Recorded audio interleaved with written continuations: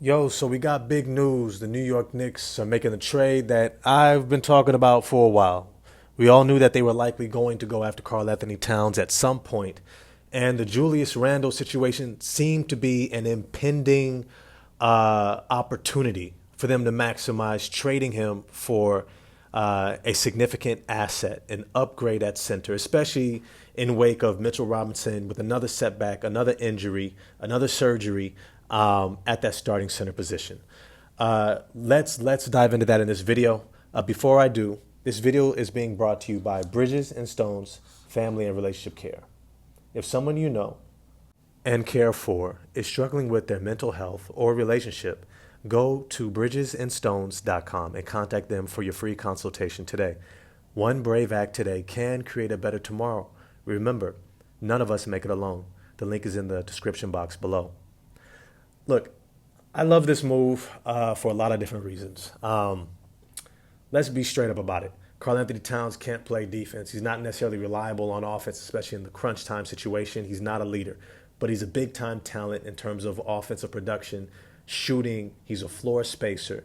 And I think when you have people like Mikal Bridges, Jalen Brunson, you have reliable offensive firepower that's going to allow you the flexibility to not depend upon Towns while at the same time maximizing his ability to spread the floor and add that offensive punch that you're definitely needing, especially when you're going to the Eastern Conference with Joel Embiid, Kristaps Porzingis, Giannis Antetokounmpo. You're going to need a big that can pull the other team's center out of the lane for Jalen Brunson and guys to get to the rim. And I think Karl Anthony Towns can do that.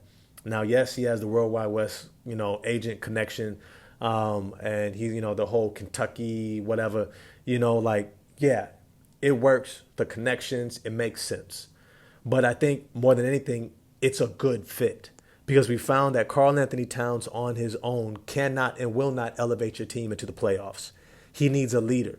He needs that dog. He needs somebody who can defend, somebody who's going to put the team on their back, and he comes along for the ride, which is what Jimmy Butler did before my man Anthony Edwards got there, right?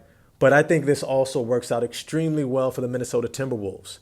One, I think Julius Randle is set to get out of New York. Look, can he handle New York? Hell yes. Hell yes, he can. He was all NBA multiple seasons, really stepped up his game and stepped beyond people's expectations for him. I thought he was a potential all-NBA level player just because of his motor, his strength, his touch, his footwork, and just his ability to know his game and to maximize it, knowing that he had a game style that no one else could really match. No one else has the physicality and the quickness and the length to really disrupt Julius Randle from doing what he does. And so basically the only one who could stop him is him.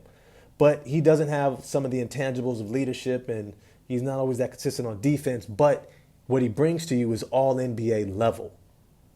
And he didn't like New York. Look, he may have liked New York, the aesthetics, living there, basketball town, making good money, but the media attention that asked him to be more than what he was, he didn't know how to handle that.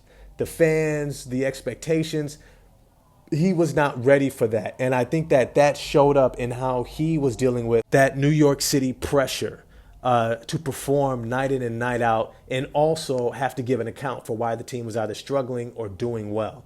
Jalen Brunson showed he does have that ability to do that, which I thought benefited Julius Randle a lot, immensely. However, it also allowed you to see he wasn't as necessary.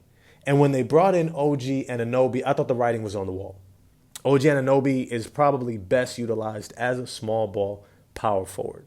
And when you have Mikal Bridges, you got Josh Hart, you have less of a need to depend upon Julius Randle at that power forward position, especially if he was not looking to play center. Now, if you shift him to the Minnesota Timberwolves, I think they take a tremendous step forward. This is absolutely huge for the Minnesota Timberwolves more than anyone else.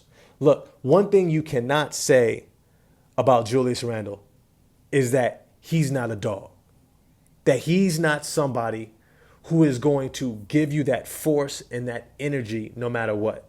Now you can say he complains, he has stuff like that, he gets in his head, right? He doesn't necessarily elevate his game in the playoffs to being this, a superstar type player. Look, we get he's not a superstar. Okay, that's fine.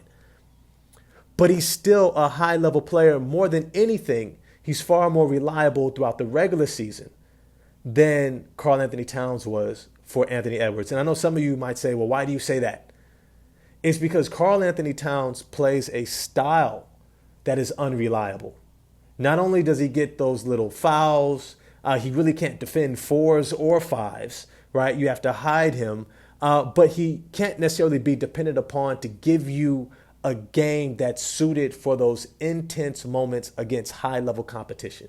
He's not somebody that's built for the Denver Nuggets series. He's not somebody that's built for a Los Angeles Lakers series. He's not somebody that's built for even a Memphis Grizzlies who are coming.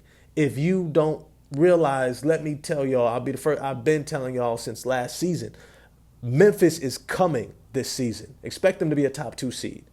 But Oklahoma City Thunder, you need a dog, somebody with that physicality and that force to be able to supplement what Anthony Edwards does, because having two downhill forceful players who are going to put pressure on the defense and get to the free throw line is going to open things up for everyone. But more importantly, it's going to open things up for Anthony Edwards.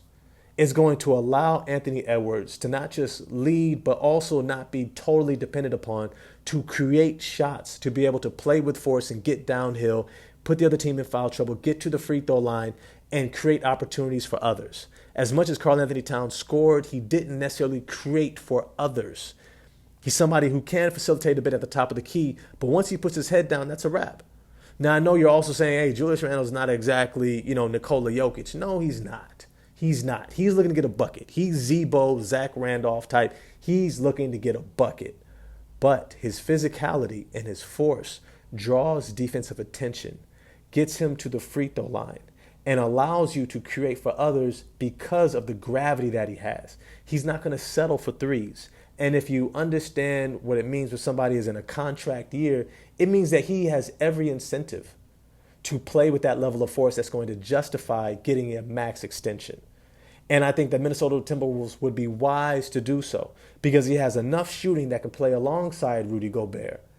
And he also plays with enough force to allow you to not depend upon Rudy to do more than just being, all league defensive, center that's going to get you into the playoffs and a high seed, which is what he does. And you have to give him kudos for that. And even if he gets played off the floor, you still got, Naz Reid off the bench. You still have other options that you can go with that I think Julius Randle complements well. But I love Julius Randle for being a 23 to 25 points per game scorer, 8 to 10 rebounds, gets to the free throw line, and really takes a lot of pressure off of Anthony Edwards, because I can completely see times when you take Anthony Edwards off the floor, Julius Randle can handle it. You can run offense through and around him, especially throughout the regular season. And I think they're going to mesh better going into the playoffs. But as always, I want to know what you all think. What do you guys think of this move? I'm excited about it. I feel like I kind of saw it coming. The writing was on the wall with Julius Randle, with OG Anunoby there.